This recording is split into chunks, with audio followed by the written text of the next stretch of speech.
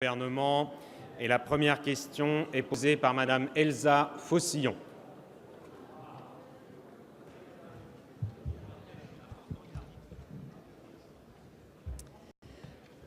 Monsieur le Président, mes chers collègues, Monsieur le ministre des Affaires étrangères, quelques jours après le vote de la loi qui légalise de fait le régime d'apartheid qui existe en Israël, un bateau de la flottille de la Liberté, accueillant à son bord 22 militants de la paix, dont une ressortissante française, a été arraisonné en haute mer par l'armée israélienne.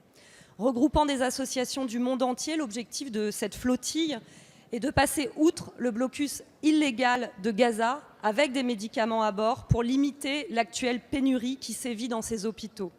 Hier, le bateau a été abordé par les soldats de Tsahal dans les eaux internationales. Le capitaine du navire a été sommé de détourner sa route, puis l'équipage a été violemment arrêté, à coups de taser pour certains, et emprisonné à Givon. Après Salah Hamouri, une autre Française est donc désormais en prison en Israël, sans que cela ne semble provoquer des mois diplomatiques. Alors, plusieurs questions se posent suite à cet événement. D'abord, pouvez-vous nous dire, ou peut-être nous redire, pourquoi la France ne condamne pas ce blocus illégal de Gaza? Toute une population y est emprisonnée depuis 11 ans, n'ayant accès ni à son espace aérien, ni accès à son espace maritime, et qui ne peut compter que sur son geôlier pour subvenir à ses besoins. La France semble trouver ça normal, c'est extrêmement choquant. Pourquoi la France n'a-t-elle toujours pas condamné publiquement l'arraisonnement d'un navire battant pavillon norvégien en haute mer? Ça s'apparente à de la piraterie, mais il est encore temps de protéger le second navire, le Freedom. Pourquoi Sarah Katz, militante française de l'Union juive pour la paix, est-elle encore en prison? La diplomatie française est-elle à ce point aux ordres du gouvernement israélien d'extrême droite? Et quand la France compte-t-elle réagir pour enfin exprimer sa solidarité au peuple gazaoui et agir pour mettre fin à l'impunité d'Israël? C'est ça le prix pour la paix. Merci Madame la députée. La parole est à Madame Nathalie Loiseau, ministre chargée des Affaires européennes. Monsieur le Président, Mesdames et Messieurs les députés, Madame la députée Elsa Faucillon, vous faites référence à ce qui vient de se passer dans la bande de Gaza. Il est vrai qu'il y a rarement de bonnes nouvelles en provenance de Gaza, mais que récemment, la situation est devenue particulièrement préoccupante. Il y a deux éléments dans votre intervention. Le premier, c'est la situation d'un bateau et de l'une de nos compatriotes. Et le deuxième, c'est la situation générale à Gaza.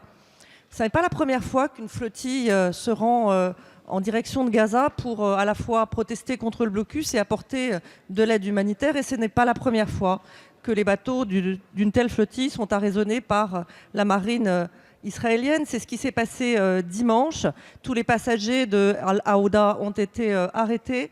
Parmi eux, une de nos compatriotes, Sarah Katz. C'est naturellement notre première préoccupation. Le consulat lui a rendu visite dès hier. Nous vérifions que le droit international lui est appliqué et naturellement, nous mettons en œuvre toute la protection consulaire à laquelle elle a droit. Pendant ce temps, la cargaison humanitaire que contenait le bateau est acheminée vers Gaza. Plus largement, la situation à Gaza est particulièrement préoccupante. Bien sûr, il y a une crise humanitaire, mais sans crise politique, il n'y aurait pas de crise humanitaire. Et cette crise politique, elle est due à l'absence de perspective de paix pour les territoires palestiniens. Alors notre position, elle est connue, elle est claire, mais je la redis encore plus clairement aujourd'hui puisque vous m'y invitez. Nous souhaitons que le blocus de Gaza soit levé en tenant compte des garanties de sécurité nécessaires pour l'État israélien. Nous souhaitons naturellement que les négociations reprennent et qu'une solution à deux États vivant côte à côte dans des frontières sûres, dans la paix et la sécurité, avec Jérusalem comme capitale, puisse prévaloir. Merci. Nous y travaillons. Jean-Yves Le Drian est aujourd'hui en Jordanie, notamment Madame sur ce la sujet. Ministre.